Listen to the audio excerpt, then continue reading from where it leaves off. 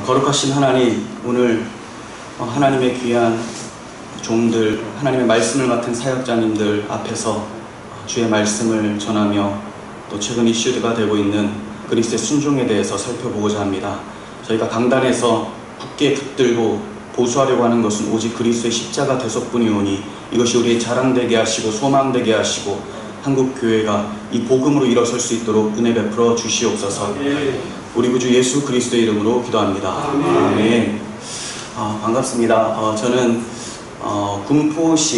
경기도 군포시의 밝은빛 교회를 목회하고 있는 김인수 목사입니다. 교단은 대신교단이고요.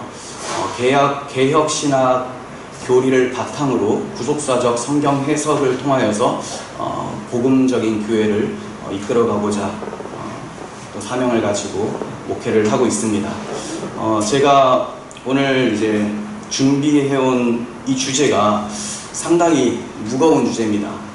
왜냐하면 이것 때문에 최근에 개혁주의 교회 안에서 보수 신학 안에서 굉장히 큰 갈등을 겪고 있습니다. 그래서 이 부분에 대해서 참 제가 논한다는 것이 참 마음이 부담이 되고요. 또 말을 하지 않을 수가 없는 것이 너무나 중요한 문제이기 때문에 이렇게 준비를 했습니다.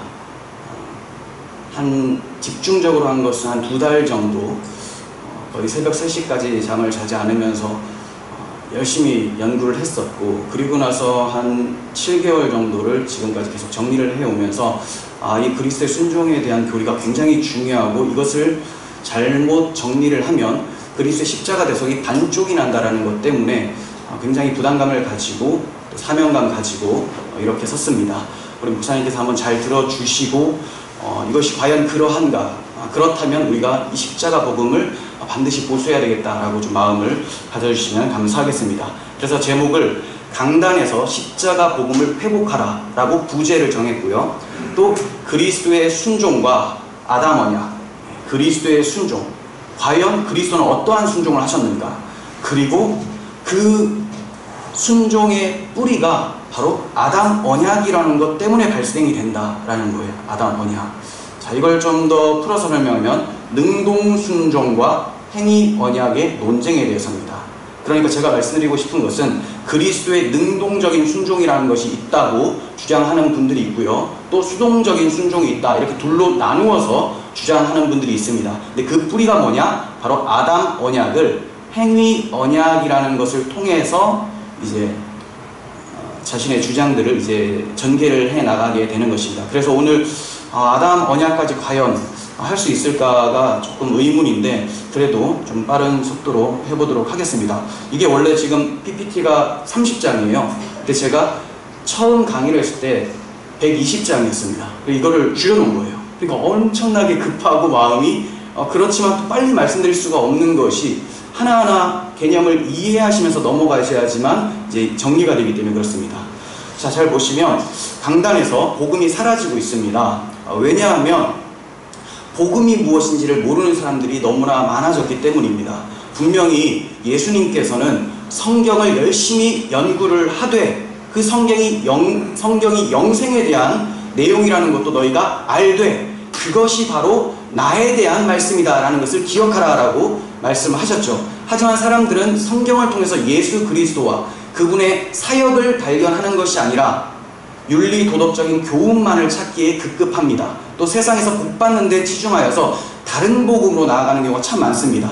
예수님께서 또 말씀하시기를 누가복음 24장 25절에서 미련하고 선지자들이 말한 모든 것을 마음에 더디 믿는 자들이요, 선지자들이 말한 모든 것, 선지서라고 크게 말씀을 드릴 수가 있겠는데, 이 선지서의 모든 내용도 다 예수 그리스도에 대한 이야기였다는 거죠. 선지서에 보면 바벨론 포로로 이스라엘 백성들이 끌려가고 예루살렘 성전은 불타버리는데 이러한 것이 다 예수님의 대속을 나타내고 있었다. 바로 예수님이 성전이신데 그분이 불타버리시고 그분의 공로로 이스라엘 백성들이 70년 후에 돌아오게 된다는 것을 말씀하고 있었는데 많은 사람들이 모르고 있었다. 그래서 예수님께서 말씀하시는 것이 그리스도가 이런 고난을 받고 선지자들이 말한 모든 것이 바로 이 내용이다. 십자가 고난을 받고 자기 영광에 들어가야 할 것이 아니냐, 부활 승천하여야 될 것이 아니냐.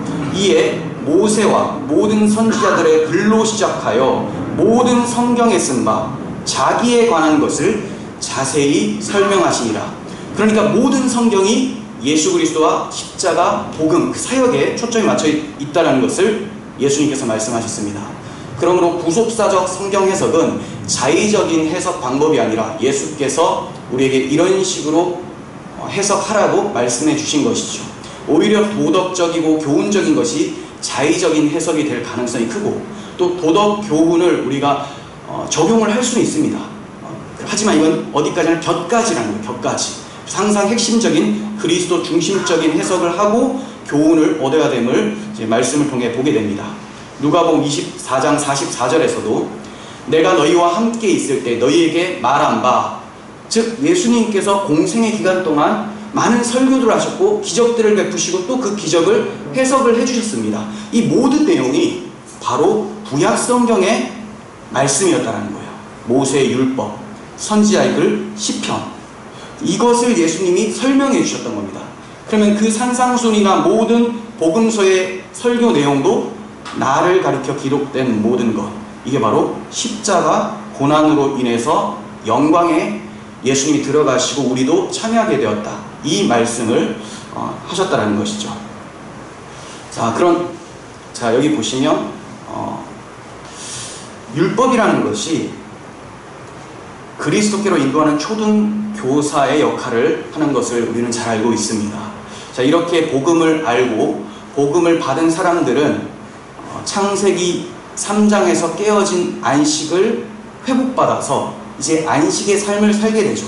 그래서 성도의 인생 전체가 안식일이고, 주일은 그 안식일을 기념하여 우리 인생에 안식하게 되었다라는, 십자가 복음으로 안식하게 되었다라는 것을 기념하여 모이는 그러한 날이죠. 날과 달과 절기를 삼가지키니 내가 너에게 수고한 것이 헛될까 하노라 라고 하신 것처럼 어떤 율법적이거나 절기적으로 지키는 것이 아니라 안식을 누리기 위한 하나님의 은총의 도구로서 이제 우리는 주일에 모입니다.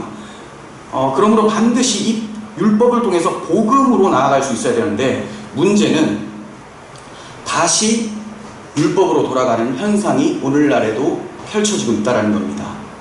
왜 그러냐? 왜 율법주의로 들어가고 왜 다시 종의 멍에를 매게 되느냐? 자, 이게 바로 그리스도의 순종에 대해서 이해를 잘 못한 결과가 이러한 결과를 낳게 되었다라고 볼 수 있습니다. 복음을 불완전하게 만드는 능동순종의 개념이라고 제가 제목을 붙였죠. 능동순종주의자들은 이렇게 말을 합니다. 그리스도는 어떤 방식으로 우리를 구원하시는가?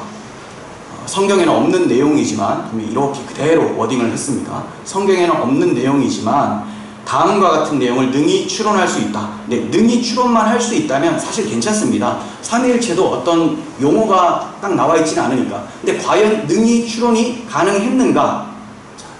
그렇지가 않다는 것이 저의 주장이고요. 이분들의 주장이 뭐냐? 자, 이분들은 그리스도의 순종을요, 두 개로 나눕니다. 자, 여기 막대기 하나 있죠. 이 막대기를 기점으로 여기가 그리스도의 공생애예요. 공생애. 그리고 여기가 예수님의 죽음입니다. 그러니까 예수님의 삶과 죽음을 나누어서 예수님의 사역을 해석을 한 겁니다. 그러니까 예수님의 사역이 두 개였다라는 거예요. 두 개. 자, 이 십자가에서 죽으심, 십자가의 피로 우리의 죄를 용서하셨다라는 것을 수동적인 순종이라고 합니다. 왜냐하면 하나님께서 그 아들에게 죄를 사하라라고 명령을 하셨기 때문에 이것을 수동적으로 순종하셨다라는 의미에서 십자가에서 죽으심으로 죄사함은 수동적 순종이다, 이렇게 이분들이 정의를 내렸어요. 자, 그리고 공생애는 어떻게 보냐면 평생의 율법 준수로 얻으신 의를 우리에게 넘겨준다, 전가해 주심으로 천국 영생을 누리게 하셨다. 이게 능동순종입니다. 그러니까 무엇이 분리가 되었냐면 예수님의 사역이 분리가 됐고 예수님의 순종이 분리가 됐는데, 그것만이 아니라 교리적으로도 죄 용서와 칭의가 분리가 되어버렸죠. 죄 용서와 칭의는 구별은 할 수가 있지만 또 어떤 측면적으로 다른 표현으로 사용을 할 수가 있지만 이게 분리된다는 것은 있을 수가 없는 것인데 이걸 분리를 시켜버렸습니다. 물론 이제 그분들은 이게 분리가 아니다, 이런 측면에서 생각해 보자라고 말씀하는 것을 제가 잘 압니다. 하지만 결과적으로 분리될 수밖에 없는 논리를 가지고 있어요. 자, 이 점을 계속 보도록 하겠습니다. 자, 능동수동을 나누는 자들의 주장입니다. 제가 사실 이 두 분을 너무나 존경하고 또 많은 영향을 받았었던 신학자지만 그렇다고 해서 이분들이 완전할 수는 없죠. 우리가 존경하는 칼빈 목사님조차도 완전할 수는 없습니다. 그래서 과연 이분들이 어떠한 주장을 했고 이게 무슨 문제가 있는지를 좀 살펴보고자 합니다. 존 오웬께서는 이렇게 얘기를 하셨습니다. 십자가 대속만으로는 의가 이루어질 수가 없다. 십자가 대속만으로 의가 이루어진다면 굳이 33년의 공생애를 사실 필요가 없으셨다. 자, 이 말은 십자가에서 의가 이루어진다면 예수님께서 굳이 33년을 사시지 않으시고 헤로드 왕이 영아 학살을 할 때 그때 죽으셔도 충분히 의가 되는 것 아니냐. 바로 죽으시면 되지 왜 33년을 사셨겠느냐. 그 기간 동안은 율법을 준수해서 자기가 얻으신 의를 우리에게 넘겨주시려고 칭의를 위해서 사셨던 것이다. 이런 주장을 하셨던 것이죠. 네, 그런데 이것이 굉장히 큰 오류가 있고 좀 문제가 있는 발언이 됩니다. 그리고 이제 그레시안 메이첸이라고 하는 웨스트민스터 학장으로 제가 알고 있는데 그분께서 임종 직전에 동료 존 머리 교수에게, 둘 다 참 거장이죠. 네, 이분에게 이렇게 얘기를 합니다. 나는 그리스도의 능동적 순종에 감사하네. 그것이 없었다면 내게는 아무 소망이 없을 것일세. 네. 참 신학자라서 그런지 그리스도의 순종에 감사하네, 그리스도의 대속에 감사하네가 아니라 그리스도의 능동적 순종에 감사하네 라고 표현을 한 것 같아요. 그런데 이것이 저는 참 이분의 잘못된 발언이었다 이렇게 봅니다. 우리가 찬송가 252장에서도 나의 의는 이것뿐 예수의 피밖에 없네, 나의 죄를 속하기도 예수의 피밖에 없네, 죄사함과 의가 다 그리스도의 피로 인함임을 우리는 고백을 하는데 이런 분들이 이제 이런 것을 나누어서 설명을 하고 있습니다. 자, 그러면 그리스도의 삶과 죽음의 의미가 뭐냐? 삶과 죽음, 그리스도의 순종은 도대체 무엇을 얘기를 하는 거냐? 먼저 성육신부터 보겠습니다. 예수님께서 하나님의 아들이신데 강림하셨습니다. 강림하신 목적이 뭐냐? 인간의 죄를 대속하기 위해서 말씀이 육신을 입고 오신 거죠. 죄의 대속을 위해서 오신 거예요. 그리고 3. 공생애는 무슨 목적이냐? 과연 율법 조문, 법조문을 하나씩 지키기 위해서이신가? 아니라는 거죠. 첫 번째, 율법의 진짜 의미를 해석하고 천국 복음으로 전해주신 기간, 천국 복음을 전해주신 기간이죠. 율법의 진짜 의미는 뭐냐? 이따가 살펴보겠지만 하나님을 사랑하라, 그래서 그 사랑으로 이웃을 사랑하라, 이게 진짜 의미인데 이것을 많은 사람들이 모르고 있었기 때문에, 법조문으로만 행하고 있었기 때문에 그거 아니다 하면서 내용을 가르쳐 주신 것이 예수님의 많은 설교들이었죠. 그래서 천국 복음을 증거해 주셨습니다. 이로써 성령 강림 후에 성령의 역사이 적용이 되죠. 복음이 해석이 됩니다. 그래서 그들이 복음을 증거할 수 있는 증인으로 살 수가 있게 되었습니다. 두 번째, 대속 제물로서 무흠하심을 드러내신 기간. 그러니까 무흠함을 이제 나타내시는 기간이에요. 내가 율법을 잘 지켜서 의롭다함을 하나님께 인정받는 기간이 아니라 예수님께서 의로우신 분이심을 드러내신 기간이 바로 공생애라는 거죠. 그리고 세 번째는 율법과 선지자들이 증거한 메시아이심을 입증하시는 기간. 예수님이 바로 죽으시면 누가 예수님이 구약에 소개된 메시아라는 것을 알게 됩니까? 아무도 알 수가 없어요. 그러니까 그분을 믿어도 믿는 내용 자체가 없어져 버립니다. 그래서 구약에서 약속하신 메시아이심을 그대로 나타내신 기간이 공생애였고, 그래서 그 예언대로 예수님은 고난받는 종으로서 공생애를 사셨던 것이죠. 그래서 예수님은 대속적 삶을 사셨기 때문에 머리둘 곳 없이 괴롭게 우리를 대신하여 사셨던 것입니다. 자, 그리고 네 번째는 우리를 사랑하셔서 오셨고 사랑하며 사셨고 사랑의 완성인 대속 죽음을 향하여 나아가신 기간. 이거 이해가 되십니까? 사랑하셔서 오셨고 사랑하며 사셨고 사랑의 최절정이 죽으심이기 때문에 대리 죽음이기 때문에 거기에서 사랑을 이루셨다. 저는 이것을 율법의 완성으로 보는 거예요. 예수님이 율법을 지키셨다는 것은 이것을 지키셨다. 십자가에서 이 사랑을 이루셨음을 말씀하는 거지 율법 조문을 하나씩 지켰다라고 볼 수가 없는 것이죠. 물론 능동순종주의자들도 율법을 하나하나 지켰다라고 주장하는 사람들은 좀 드물어요. 하지만 율법 순종이 무엇인지 율법 순종과 십자가에서의 죽으심이 연결되어 있다는 것을 간과했기 때문에 분리를 시켜서 생각을 하고 있는 거예요. 자, 그러면 죽음은 뭐냐? 인간의 죄를 대신하여 십자가에서 단번에 영원한 제사를 완성하셨습니다. 완성.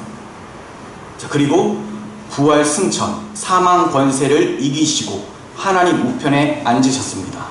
하나님의 백성들에게 소망을 주신 것이죠. 그러니까 저는 지금 전개를 한 것이 예수님의 성육신과 공생애와 죽으심, 여기까지를 우리는 신학적으로 비하라고 하죠. 이 비하 전체가 대속을 위함이었다. 또 다른 표현으로는 율법 완성을 위함이었다. 똑같은 말이에요. 율법 완성이 곧 십자가에서 죽기까지 순종하신 대속이라는 거죠. 요즘에 이 논쟁을 하는 양 진영이 있습니다. 또 이제 교단을 좀 말씀드리게 되는데요. 이게 사실적으로 나타난 것이니까 합동교단은요 능동순종을 반대합니다. 그런데 합동교단의 학교인 총신대는 대부분 능동순종을 또 찬성합니다. 이거 골치 아프죠. 그래서 합동교단의 이대위에서는 이것이 이단성이 있다라고 지금 얘기를 하고 있고, 그리고 총신 교수님들은 능동순종을 많은 분들이 주장을 하고 있고, 또 합신교단에서는 이 능동순종을 또 주장해요. 그러니까 교단과 교단과의 싸움이 되어버렸습니다. 거기에 이제 큰 주체로 서고 계신 분들이 이제 능동순종 반대 쪽에서 합동교단 측면에서는 서철원 교수님, 네, 이런 분, 그리고 그분의 제자들 정희철 목사님이라고 바른믿음이라는 어떤 그런 사이트를 운영하신 분, 그리고 이제 그분들 다 총신 쪽이죠. 합동. 그리고 이제 반대쪽에서는 주로 목소리를 많이 내시는 분들은 합신 쪽에 계세요. 그래서 김병훈 교수님, 이승구 교수님, 이런 분들이 계시죠. 사실 뭐 제가 다 좋아하고 또 존경하는 그런 분들이 양쪽 다. 그런데 입장은 합동교단 쪽에 있다, 저는. 그리고 또 이제 이 능동순종, 수동순종으로 나눠서는 결코 안 된다는 입장이 제 입장입니다. 그런데 제가 왜 그분들이 이렇게 많은 강의도 하고 논쟁을 하고 있는데 왜 특별하게 이렇게 나와서 말씀을 드리냐면, 이 능동순종 반대쪽에서 서 교수님 쪽, 그 합동교단 쪽에서 어떤 반박을 하고 이 잘못됐다고 고발을 하시는데, 저쪽에서 좀 오해하기 쉬울 정도의 좀 제가 볼 때는 좀 수정해야 될 표현들을 자주 쓰신다는 거예요. 수정이라기보다는 보완이죠, 보완. 그러니까 능동순종 쪽에서는 이 반대하는 쪽을 칭의를 거부하는 사람들, 칭의가 없어지고 죄사함만을 말하는 사람들로 오해를 한다는 거예요. 근데 저는 그것이 아니다. 이쪽의 주장이 단편적으로 보일지라도 의미는 칭의와 죄사함을 함께 주장하는 것이다. 이것을 제가 이제 설명을 하는 것이고, 이것에 대한 표현이 율법 순종이 곧 십자가다라고 말씀드리는 거예요. 그래서 예수님이 율법 순종 안 하셨다 이렇게 하실 것이 아니라 율법 순종 당연히 하셨죠. 율법을 만드신 분이, 율법의 의를 가지신 분이 어떻게 순종을 안 하실 수 있겠습니까? 그런데 그것을 십자가로 드러내셨다, 완성하셨다, 이 입장이라는 거예요. 좀 더 봅니다. 그럼 율법이란 무엇인가? 사실 율법 정리하기가 참 복잡합니다. 율법을 성경에서 여러 표현으로 말씀하고 있습니다. 계명이라고도 얘기를 하고요, 규례라고도 얘기를 하고, 또 율례, 법도라고도 합니다. 조금씩 차이는 있지만 그냥 율법을 나타내는 표현이에요. 저는 이것을 딱 잘라서 이것은 이거다라고 한다면 그게 이제 좀 위험에 빠질 수 있는 요소가 된다라고 판단을 하고 있습니다. 보통 우리가 율법이라고 할 때는 창세기 19장부터 이제 20장에 정확하게 주님께서 말씀하시면서 십계명을 받을 때, 그때부터 율법이라고 생각하는데, 이 율법을 받기 한참 전에 아브라함이 율법을 지켰다라고 성경은 말씀하고 있습니다. 창세기 26장 5절 보시면, 이에 아브라함이 내 말을 순종하고 하나님 말씀을 듣습니다. 그리고 그 말씀의 내용들, 명령과 계명과 율례와 법도를 지켰다. 그러니까 흔히 율법을 표현하는 모든 것들을 아브라함이 다 지킨 것으로 말씀하고 있죠. 우리가 볼 때는 어떤 10가지의 계명이 있어야 될 것 같고, 의식법들 이런 것이 있어야 될 것 같은데, 이런 것이 없던 상태에서 아브라함이 다 지켰다, 이렇게 말씀을 하고 있다는 거예요. 그럼 그가 지킨 것이 무엇이냐?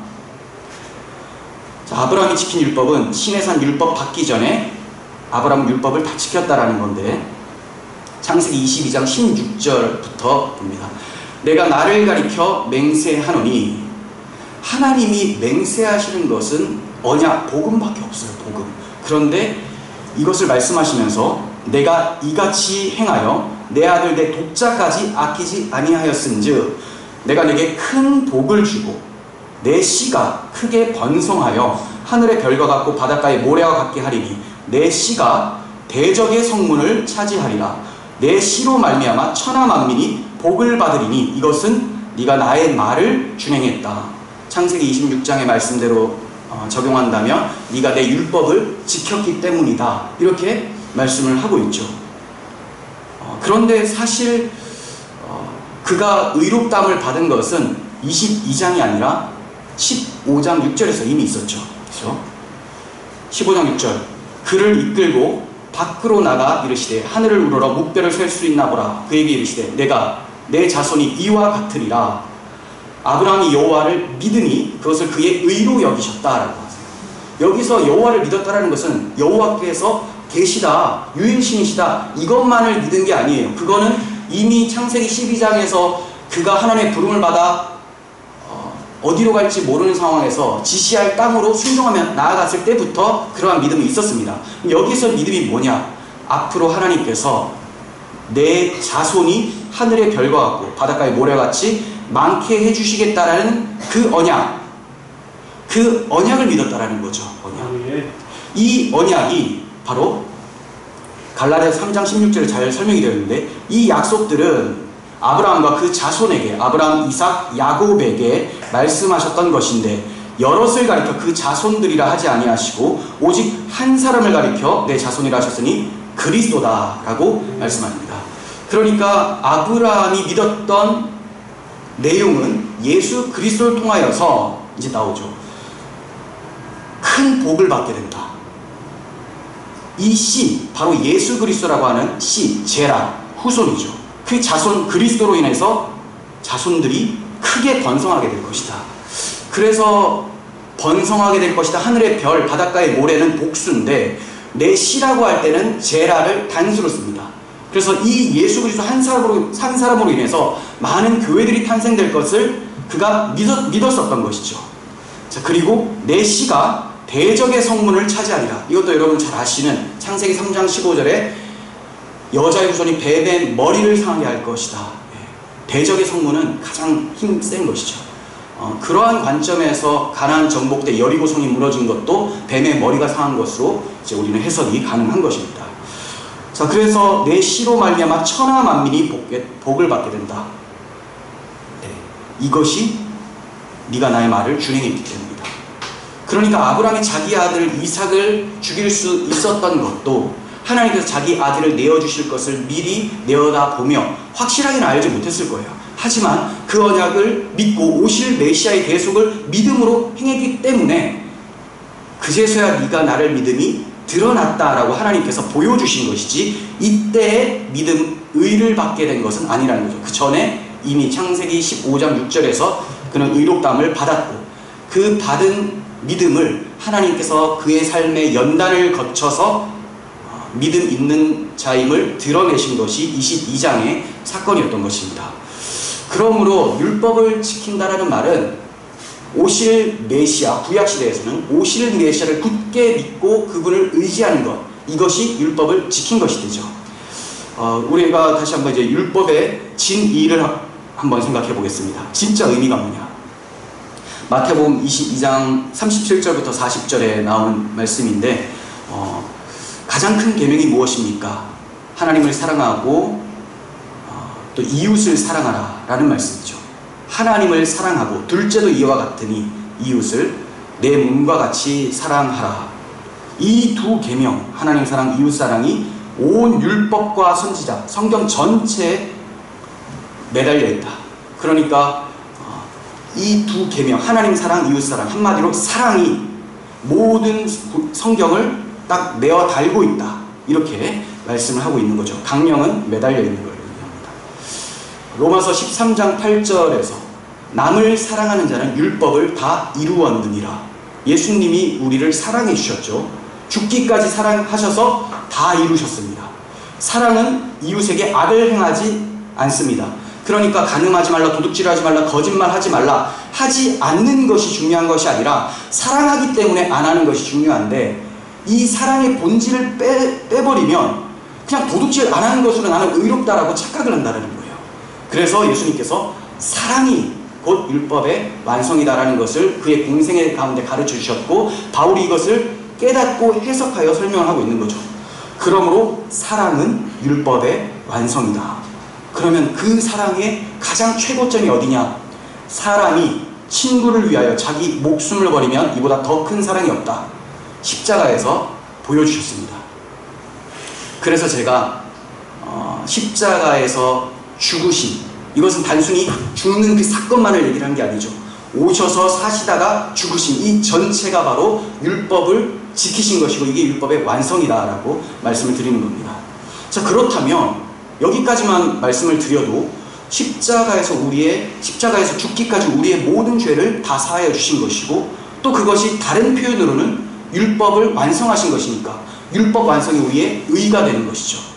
그러니까 하나의 순종의 두 가지의 의미가 측면적으로 나타나고 있는 거예요. 양측면으로.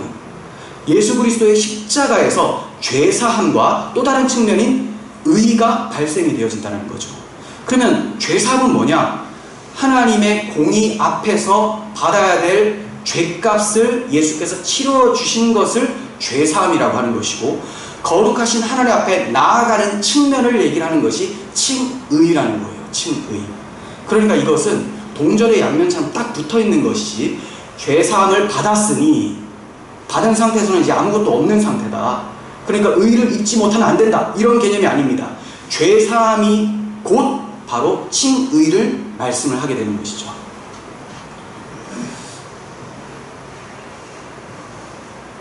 네.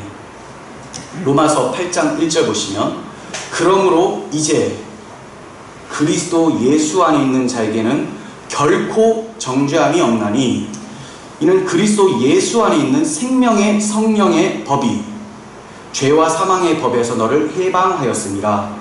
네, 율법이 우리가 타락했기 때문에 죄와 사망의 법으로 여겨지게 됩니다. 지킬 수가 없기 때문에. 그런데 그리스도 예수 안에 있는 십자가의 복음으로 그 생명을 주는 성령의 법, 성령께서 복음을 적용시켜 주시는 그 법, 그 율법이 이제 돌판에 있는 것이 아니라 내 마음판에 새겨졌을 때 이게 생명이 되어진다. 그러면 우리가 율법에서 해방이 된다. 율법의 정죄 아래에 있지 않고 그 법이 내 마음에 새겨졌으니 이제 얼마든지 다윗처럼 주의 법이 내 입에 꿀송이보다 더 답니다 라고 고백을 할 수가 있게 되는 거죠. 율법이 육신으로 말미암아 연약하여 할 수 없는 그것을 하나님은 하신다. 율법이 무엇을 못해주냐? 연약하여 할 수 없다. 죄인이기 때문에 율법이 이 죄인들에게 의를 가져다 줄 수가 없다. 율법 자체는 의인데 죄인에게 이게 적용이 안 된다. 그런데 하나님이 그 의를 해주신다는 거예요. 곧 죄로 말미암아 자기 아들을 죄 있는 육신의 모양으로 보내어, 성육신이죠. 육신의 죄를 정하사 십자가에서 죽게 하심으로 정죄를 해주신 거죠. 예수님을 정죄하시고 우리는 정죄에서 벗어나게 되죠.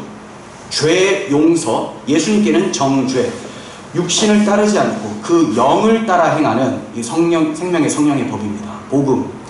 복음을 따라 행하는 우리에게 율법의 요구가 이루어지게 하려 하심이라. 그럼 여기서 율법의 요구가 뭐냐? 의로워져라, 사랑하라. 똑같은 표현입니다. 원래 율법은 하나님을 사랑해라, 그리고 하나님 앞에 의로워라 라는 요구를 합니다. 그런데 이것은 절대로 죄인들에게 요구하는 게 아니에요. 죄인들에게 이것을 요구하지 않고, 죄인들은 그냥 하나님 앞에서 죄인이니 이 율법에 비춰보는 죄인이지, 그러니까 그냥 심판받아 죽어라, 이게 요구입니다. 그 율법은 두 가지를 요구해요. 죄인에게는 죄의 형벌을 받아 죽어라 라는 요구, 그리고 의인, 죄가 없는 상태, 아담의 상태죠. 처음 아담에게는 하나님 사랑하라 라는 요구를 합니다. 그런데 이제 이 율법의 요구, 정죄받아 죽어라 라는 것이 이루어집니다. 왜냐하면 예수님이 대신 정죄를 받으셨기 때문에. 그리고 이제 영을 따라 행하는, 복음을 따라 사랑의 법으로 살아가는 사람들은 율법의 요구가 이루어지죠. 사랑하라 라는 것이 이제 성립이 되어진 거예요. 죄사함 받았으니 이제 얼마든지 하나님을 사랑하며 의로운 삶을 살 수 있게 된 것이죠.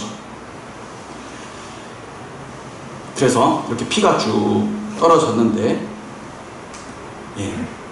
정죄, 예수님이 정죄받아 우리가 칭의를 입게 되었고, 죄인에게는 정죄받아 죽으라 라는 율법의 요구가 있는데 예수님이 대신 받으셨으니 이제 우리는 의롭게 살라, 사랑하라 라는 이 율법의 요구를 행하며 살 수가 있게 된 것입니다. 그러니까 제가 지금 말씀드리고 있는 것은 죄사함의 측면만이 아니라 칭의의 측면도 함께 말씀을 드리고 있으므로, 이제 우리가 지금까지 정리해 왔었던 칭의와 죄사함이 동시에 이제 나타나는 복음의 능력이다라고 말씀을 드리고 있는 거죠. 그럼 그리스도께서 의를 획득하셨는가? 이 표현 참 이상하죠? 그리스도께서 의를 획득하셨는가? 왜 이런 말씀을 드리냐면, 능동순종주의자들 중에 많은 분들이 예수께서 의를 획득하셨어야 됐다, 이렇게 주장을 합니다. 획득하셨어야 됐다. 그러니까 33년 동안 율법을 준수함으로 하심으로 자기가 율법의 의를 획득을 하셔서 우리에게 그 율법 획득한 의를 넘겨주셔야 됐다, 이렇게 얘기를 합니다. 그런데 저는 성경에서 이렇게 말씀한다고 확신을 합니다. 흠없는 어린 양은 처음부터 희생 제물로 구별이 됐습니다. 훈련을 통해서 시험을 거쳐서 제물로 완성되라 라고 한 것이 아니라 그냥 제일 깨끗하고 흠없는 것, 요거 딱 빼서 이것으로 제사를 드렸다는 거죠. 마찬가지로 예수님은 오실 때부터 흠없는 대속 제물로 구별되어 오셨습니다. 그리고 공생에는 흠없는 대속 제물이심을 드러내셨습니다. 그게 율법 지킴이죠. 무엇을 얻기 위해서가 아니라 당신께서 사랑의 하나님, 의로우신 하나님이심을 나타내신 것이 사랑하신 삶이었죠. 자격을 얻는 것이 아닙니다. 의를 획득하기 위해서가 아닙니다. 흠없는 어린 양으로 대속을 이루어 주셨습니다. 그러니까 구별되어 오셨고 드러내셨고 십자가에서 이루신 것이죠. 자, 그러니까 칭의, 성화, 영화, 이 모든 것은 다 예수 그리스도의 피, 십자가 대속의 복음으로만 가능하게 된다라는 것을 말씀을 드리려고 합니다. 이게 굉장히 중요한 게, 칭의만, 아니 이 칭의도 능동순종 쪽에서는 피가 아니죠. 이게 문제가 돼요. 그런데 조금 더 양보를 해서 칭의가 피로 된다라는 것을 거의 인정을 합니다. 그런데 성화도 그 피로 되는 것이냐? 그렇다는 거죠. 영화도 그 피로 인해서 우리가 영화에 참여하게 된다는 것을 보게 됩니다. 보혈의 능력이 옳은 행실을 만듭니다. 보혈의 능력이. 계시록 19장 8절에서 그에게 빛나고 깨끗한 세마포 옷을 입도록 허락하셨으니 이 세마포 옷은 성도들의 옳은 행실이다 라고 하면서 어떤 분들은 봐라, 성도들이 이제 의롭다함을 받았으면 율법을 잘 지켜서 옳은 행실을 나타내 보여야 된다, 이렇게 표현하는 경우가 많은데, 그들이 입었었던 이 옷이 무엇인지, 이 옷이 곧 성도의 행실이다 이렇게 말씀하고 있어요. 그 옷이 뭐냐? 이 흰옷 입은 자들이 누구며 어디서 왔느냐? 큰 환난에서 나오는 자들인데 어린 양의 피에 그 옷을 씻어 희게 한 자들, 그리스도의 보혈을 입은 사람들이죠. 이 보혈을 입었더니 옳은 행실이 나오는 거죠. 다소 부족하더라도 하나님께서는 네가 옳은 행실을 한 자다라고 인정을 해주시죠. 이게 칭의고, 성화는 이 칭의의 연속입니다. 칭의의 연속. 그래서 이러한 부분들이 이제 출애굽 광야기를 통해서 나타나는데요. 애굽에서 탈출을 할 때 의롭다함을 받는 것은 어린 양의 피로 되었습니다. 그리고 그 어린 양의 피의 능력을 보여주신 것이 저주의 바다를 갈라버리고 마른 땅같이 걸어가게 만드는, 바닷물이 한 곳에 모이고 육지가 드러나게 하셨던 그 하나님의 창조 경륜을 통해서 보여주신 것처럼 이 홍해를 어린 양의 피의 능력으로 건너게 되고 이제 광야를 지나게 되는데 6월절 어린 양의 피를 계속적으로 적용함으로써 광야를 지날 수가 있게 되는 거예요. 그래서 그들이 통과할 때도 생명 양식을 하늘의 만나를 통해서 공급을 받고, 그들의 영혼의 가람도 반석을 쳐서, 히브리어 마카라는 치다라는 단어인데 죽이다라는 의미가 있습니다. 반석이 깨어짐을 통하여서 물이 나와서 영적으로는 생명수의 강 성령께서 우리에게 오셔서 충만하게 역사해 주셨죠. 그러니까 예수 그리스도의 복음과 성령 충만함으로 그들은 건너게 된다. 광야를 지나게 된다. 우리 인생이라는 광야를. 그러다가 요단강을 건널 때 영화를 나타내는데, 요단강을 건너는 것도 언약궤를 메고 제사장들이 발을 요단강에 담글 때에 홍해가 갈라짐으로써 들어가게 된다. 그래서 약속의 땅에 들어가서, 가나안 땅은 이제 약속의 땅의 예표죠. 그래서 들어가서 유월절을 지켜라 라고 말씀하신 거예요. 유월절. 이것이 본향 땅이 아니기 때문에 너희가 이제 진짜 본향에 이르려면 항상 유월절을 지켜서 예수 그리스도의 십자가 대속의 복음을 잃어버리지 않아야지만 그 나라 들어갈 수 있다라는 것을 가르쳐 주신 것이죠. 이 점이 유월절과 무교절의 그 연속성을 통해서 알 수가 있습니다. 유월절과 무교절은 붙어 있죠. 그래서 1월 14일 저녁이 유월절이고 15일 아침부터 이제 무교절이 시작이 됩니다. 근데 원래 유대인들은 저녁이 되고 아침이 되니 저녁이 되고 그 다음날 저녁까지, 그렇죠? 그 다음날 저녁까지가 하루인데 이 하루 안에 무교절이 들어가 있다는 거예요. 그러니까 유월절 곧 무교절이 되어져서 이스라엘 백성들도 이것을 같이 혼용하여 쓰기도 했습니다. 자, 그럼 무교절을 어떻게 지내야 되느냐? 1회 동안에는 이 7일이라는 것은 하나님께서 허락하신 인생을 나타내는 완전한 수죠. 그래서 무교병을 먹어라. 광야 기간에 무교병 먹고 살아라. 예수 그리스도의 흠없는 그 의를 붙잡고 살아라. 유교병을 내게 보이지 않게 하라. 복음에 다른 거 섞지 마라. 내 땅에서 누룩을 내게 보이지 마라. 너는 그날에 내 아들에게 보여 이르기를 이 예식은 내가 애굽에서 나올 때 여호와께서 나를 위하여 행하신 일로 말미암습니다. 여호와께서 나를 위하여서 행하신 일은 마지막 재앙, 6월절 어린 양의 피를 기념하기 위해서 우리가 무교절을 지키고 유교병을 먹지 않는 거야. 우리가 죄를 멀리하고 다른 복음을 경계하며 거룩한 삶을 사는 이유는 나를 위해 행하신 일, 십자가의 대속 때문이야 라고 말씀하고 있습니다. 이것으로 내 손의 기호와 내 미간의 표를 삼고 여호와의 율법이 내 입에 있게 하라. 이는 여호와께서 강하신 손으로 너를 애굽에서 인도하여 내셨으니. 강하신 손은 유월절 어린 양의 피입니다. 애굽왕 바로가 9가지 재앙에도 굴복하지 않았지만 마지막 유월절 어린 양의 피에 그 강하신 손에 넘어졌죠. 해마다 절기가 되면 이 규례를 지켜라. 이 규례가 곧 율법이 되어집니다. 그러니까 예수 그리스도의 피의 복음을 나타내는 유월절이 율법을 설명하고 있었다. 그래서 율법을 지키는 삶이라는 것은 날마다 유월절 어린 양의 피가 되어주신 그리스도의 복음을 적용시켜가는 것, 이것이 바로 무교절 인생, 성화의 인생이다라고 말씀을 드릴 수가 있습니다. 광야 1세대가 실패한 것은 언약을 버렸기 때문입니다. 언약. 어떤 분들은 율법 조문을 지키지 않아서다 이렇게 또 평가를 하는데, 그게 아니라 언약을 버렸기 때문에 도덕이 무너지는 거죠. 복음을 버리니까 도덕이 무너지는 거죠. 행위 문제가 우선적인 것이 아닙니다. 그러니까 우리의 초점은 어디냐? 예수 그리스도를 바라봐야 됩니다. 예수 그리스도. 에덴 동산에서 하나님께서 선악을 알게 하는 나무를 먹지 말라고 하셨어요. 먹지 않을 수 있는 능력이 어디서부터 나오냐?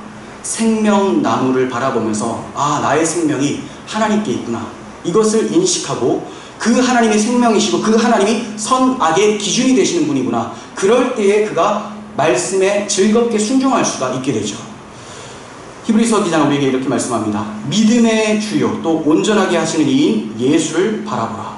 믿음의 주인이라는 겁니다. 예수님이 우리 믿음의 주인이기 때문에 우리의 믿음을 시작하시고 주인 날아갈 때까지 보존하시는 분도 예수님, 우리의 성화의 삶도 이끌어내신 분이 예수님이기 때문에 바라보라라고 합니다. 그는 그 앞에 있는 기쁨을 위하여 십자가를 참으사, 그러니까 그냥 예수를 바라보는 게 아니라 십자가에서 참으신 예수 그리스도의 사랑을 바라볼 때, 또 우리가 피곤하여 낙심하지 않기 위하여 광야 행진길에서 엎드러지지 않기 위해서는 이같이 자기에게 거역한 일을 참으신 예수 그리스도를 생각하라. 복음을 붙잡지 않으면 성도들의 성화는 절대로 일어날 수가 없습니다. 일어나는 것처럼 보일지라도 그게 바로 외식하는 행동이 되어진다는 거예요. 그래서 자기는 처음에 예수 믿을 때는 너무 감격스러웠는데 왜 신앙생활 하면 할수록 그렇게 무겁지? 율법 지키는 것이 왜 이렇게 힘들지? 자, 이 답이 복음을 계속 적용하지 않고 이제 칭의가 끝났으니 성화를 이루어보자 하면서 율법 조문으로 나아갔기 때문이라는 거예요. 우리는 율법을 지켜 행하는 것이 복음에 있음을 알기 때문에 복음을 붙잡을 때 우리의 성화의 삶도 나타남을 믿습니다. 자, 능동순종의 의를 주장하게 되면 율법에서 복음으로 나아갔다가 다시 율법으로 돌아가게 돼요. 이쪽으로 나아가지 않은 건 아니에요. 원래 이것을 주장하는 사람들도 새신자 교육이거나 또 전도를 할 때는 예수 그리스도의 십자가로 우리를 구원하셨습니다, 이렇게 얘기를 합니다.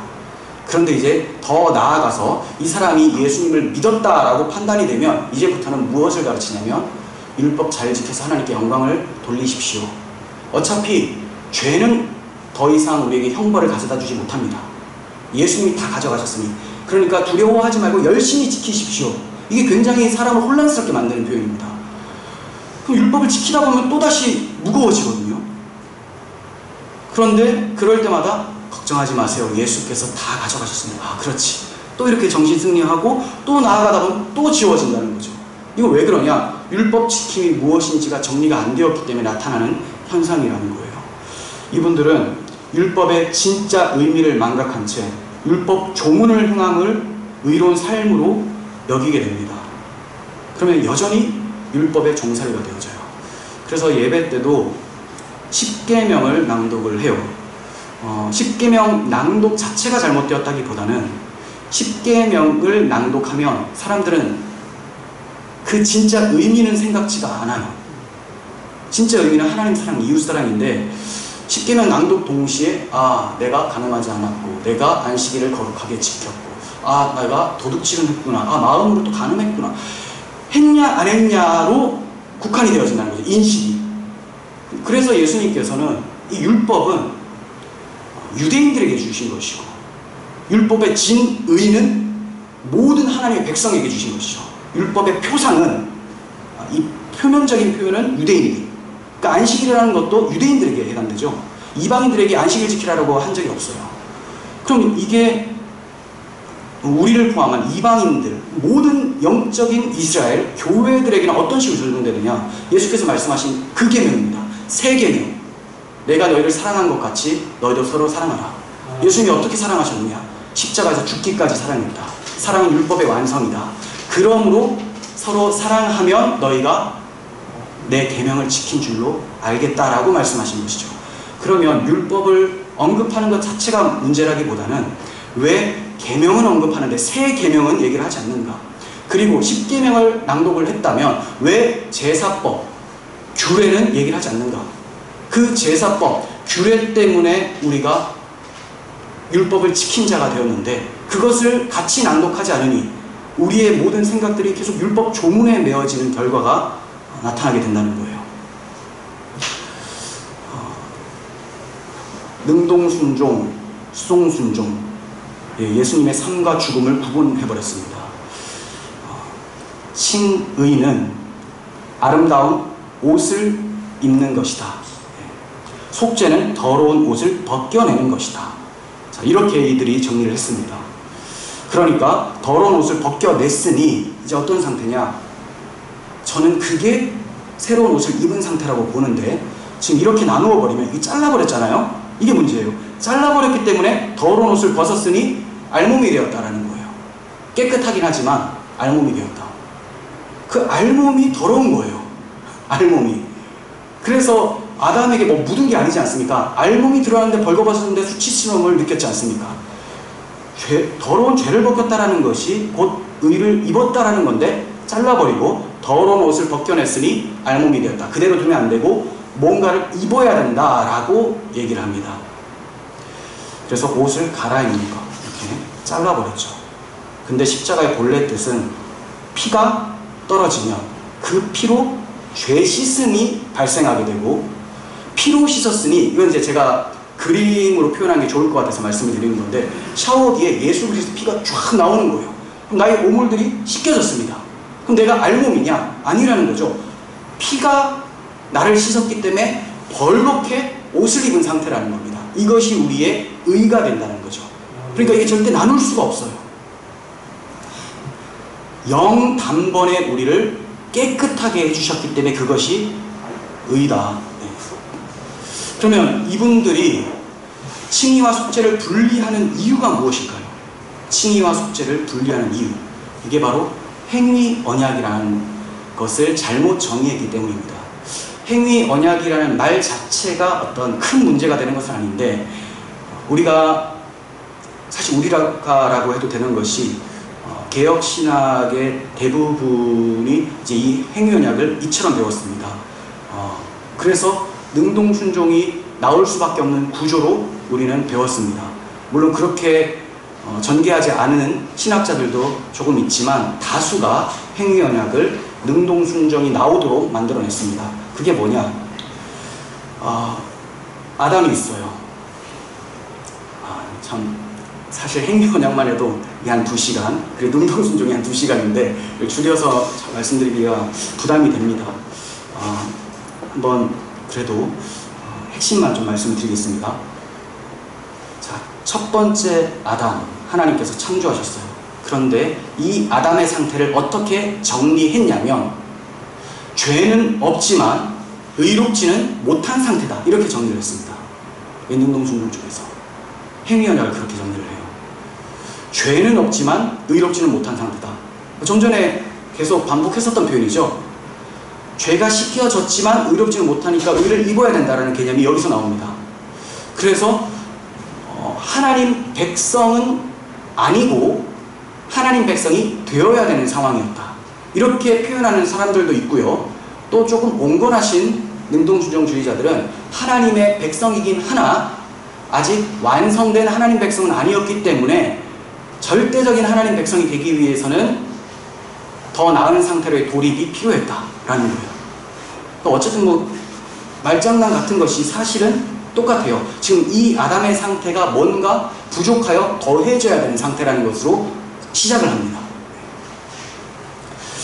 그래서 그럼 어떤 상태로 돌입을 해야 되느냐? 그 상태로 돌입하도록 하나님께서 주신 것이 선악을 알게 하는 나무 열매를 먹지 말라라는 계명이라는 거죠. 계명. 저도 이걸 계명으로 봅니다. 이제 호세아서에서는 아담처럼 너희가 언약을 어기고 라고 했기 때문에 이것이 언약이죠. 이 언약을 행위 언약으로 이분들이 말씀했어요.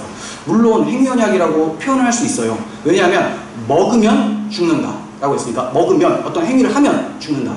하지만 본질은 행위에 있지 않고 그 행위가 왜 나오냐, 왜 먹지 않느냐, 그것은 하나님을 사랑하기 때문인데 그걸 놓쳐버리고 하고 안 하고의 문제로 두어버리는 것이 행위 언약이 되어진다는 거죠. 자, 그래서 이분들은 선악 계명, 이것을 하나님께서 지키는지 지키지 않는지 그 순종 여부를 보시고 영원한 의를 주시려고 했다, 이렇게 전개를 합니다. 선악 계명, 행위 언약을 보시고 영원한 의를 주어서 절대로 타락할 수 없는 부활하신 예수 그리스도의 영광스러운 상태처럼 그렇게 만들어주려고 했는데 아담이 자기 행위로 그것을 실패했다. 그러므로 모든 사람들도 함께 타락했다. 원래 아담이 이것을 획득을 했다면, 이 영생하는 의를 획득했다면 모든 사람들도 영생을 하게 되고 구원을 얻게 될 것이다. 그러므로 아담을 구원의 대표자로 놓았었던 겁니다. 그런데 그 구원자가 실패했다.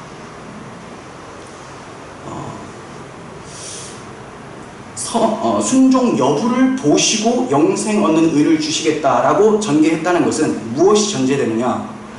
순종 기간이 있다라는 것이 전제되죠. 순종 기간.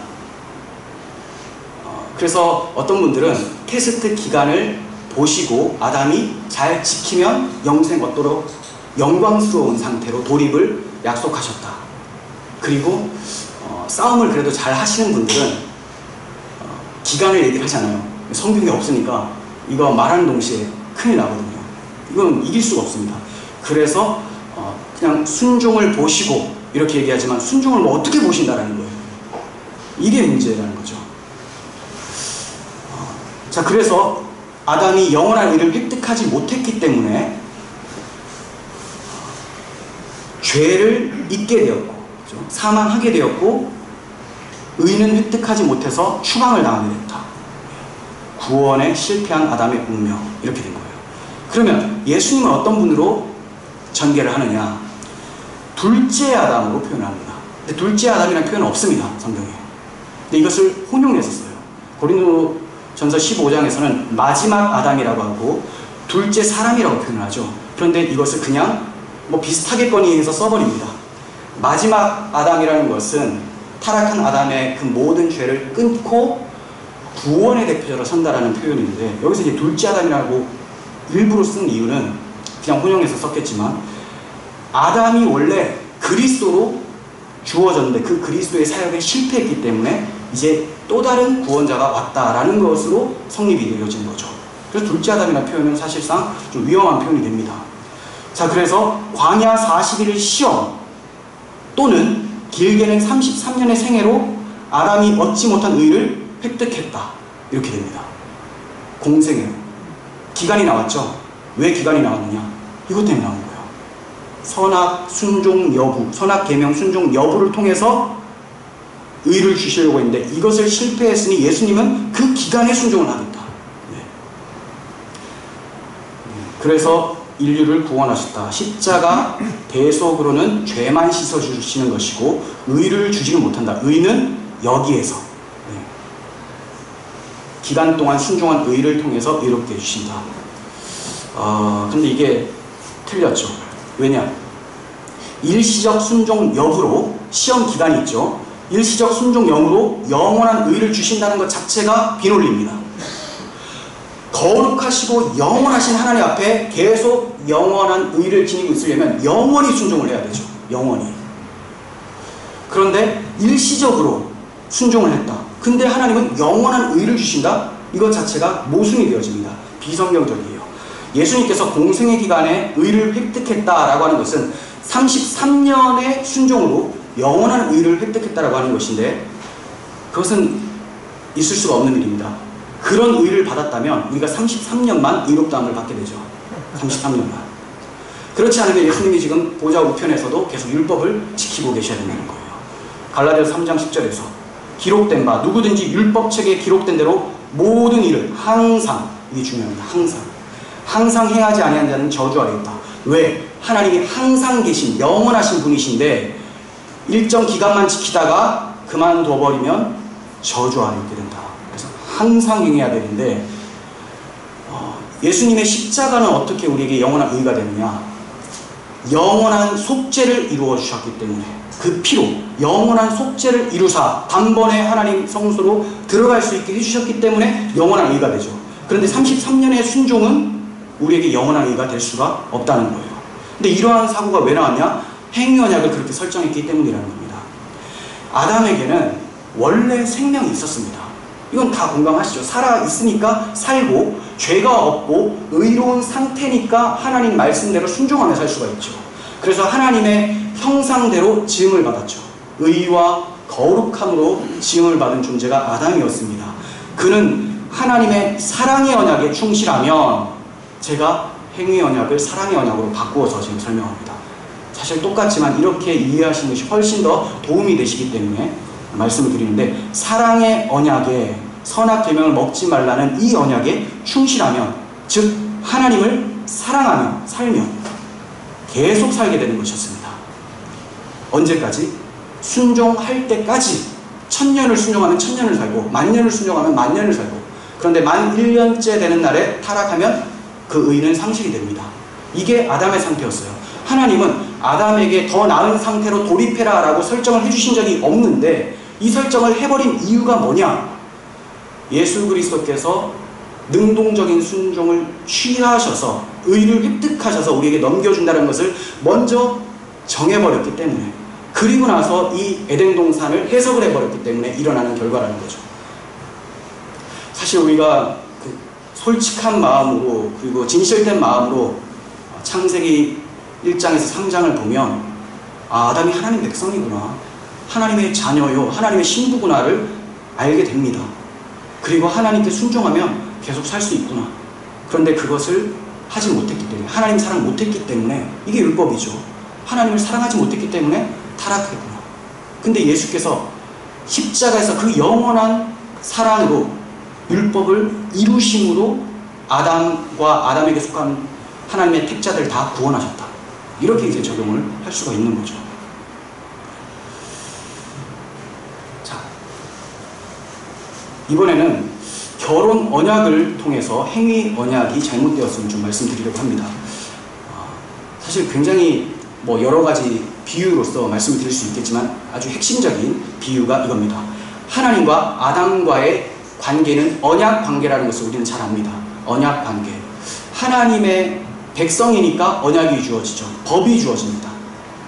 왕은 그 백성을 다스리기 위해서 법을 줍니다. 자기 백성이 아니면 법을 받을 수가 없죠. 법을 지켜서 내 백성 되라 라는 것은 없습니다.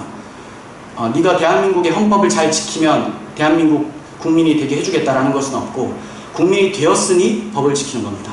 그래서 하나님과 아담과의 관계는 법을 놓고 형성이 되는 왕과 백성과의 관계 그리고 언약 관계. 그런데 여기에서는 신랑과 신부의 언약 관계로도 표현이 된다는 거예요. 하나님께서 혼인을 내신 이유가 바로 언약 관계를 설명하기 위해서입니다. 아담을 지으시고 아담에게 선악 계명을 주시고 이제 아담과 하나님과의 관계가 이 언약 관계다라는 것을 설명하기 위해서 아담에게 하와를 만들어 버리신 거죠. 아담으로부터 나왔죠. 우리도 하나님의 형상대로 지음을 받았죠.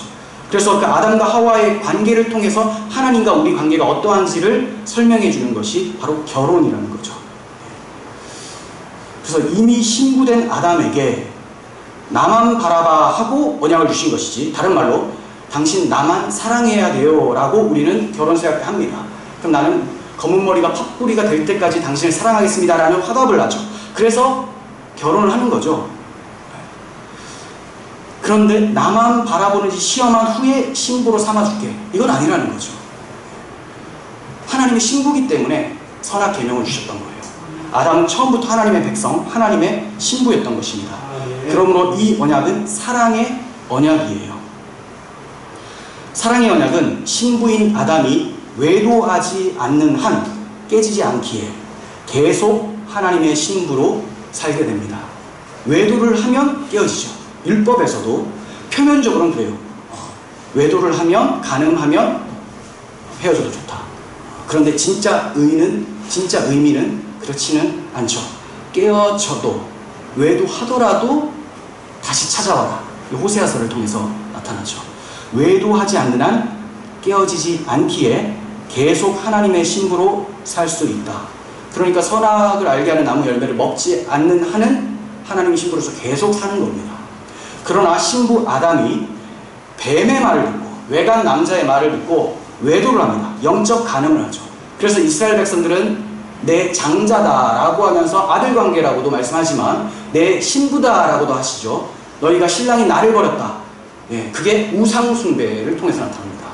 영적 간음이죠. 간음하지 말라는 우상숭배를 다르게 표현한 선지자의 말씀이었습니다. 자, 이것은 사랑의 관계로 인식하라는 것이지, 선악 계명이라는 것이 사랑의 관계로 인식하라는 것이 마음은 콩밭에, 외간 남자에, 우상에, 또는 저거 먹고 싶은데 하면서 꼭 참는 것. 그래서 참았더니 너는 내 신부다 라고 하신 게 아니라는 거죠. 그냥 하나님 사랑하기 때문에 내가 어찌 하나님의 계명을 버릴 수가 있겠느냐. 내가 내 남편, 사랑하는 남편이 나를 너무나 사랑해서 나만 바라봐 했으니 내가 어찌 다른 남자를 바라보겠느냐. 그렇게 해서 순종하는 것이 아담에게 주어진 의무였습니다. 근데 그것을 하지 않아서 타락한 거죠. 그러나 아담의 간음도 하나님의 신부인 언약관계를 영원히 끊어지게 하지는 못했습니다. 왜냐하면 하나님께서 새 일을 행하셨거든요. 아담이 추방 당하기 전부터 새 일을 미리 보여주시죠. 새 일. 자, 그 새 일을 우리는 이제 어떻게 설명해야 되나? 하나님께서 아담이 타락한 그 현장에서 새 일을 행하실 것을 창세기 3장 15절과 21절을 통해서 보여주시죠. 15절을 통해서는 여자의 후손이 뱀의 머리를 상하게 할 것이다 라고 하시면서 죄를 씻어주는 그 죄에 대한 심판을 얘기하고 마귀를 상하게 하는 것, 그리고 21절에서 하나님이 손수 지으신 가죽옷으로 그들을 덮어주는 것은 칭의를 나타내죠. 이 두 가지를 통해서 새 일을 행하실 것을 보여주셨습니다. 시간이 없어서 요거는 좀 넘어가도록 하겠습니다. 자, 참 시간이 되시니까 내일 오후 시간에 1시간 더 할 수 있으면 좋겠습니다. 여기까지 하도록 하겠습니다. 약속이 되네. 알겠습니다. 다음 장은 뒤에 하겠습니다. 1시간 더. 잠깐 기도하고 마치도록 하겠습니다. 사랑의 하나님, 너무나 감사합니다. 하나님 앞에 내놓을 것은 죄밖에 없는 인생을 이제 내놓을 것이 그리스도의 보혈밖에 없다고 고백할 수 있도록 해주신 것이 얼마나 큰 은혜인지요. 주님, 십자가의 복음이 상실되어져 가고 있는 오늘날을 살아가면서 우리 목회자들이 다시 그리스도의 십자가 복음 붙들고 주 앞으로 나아가기를 원합니다. 많은 영혼들이 주께서 죽기까지 우리를 사랑하신 그 율법의 완성 십자가를 무엇보다 사랑하게 하시며 그 십자가 사랑으로 성화의 삶을 살아내는데 주력할 수 있도록 저희의 입술과 저희의 온 몸을 사용하여 주시옵소서. 우리 구주 예수 그리스도의 이름으로 기도합니다.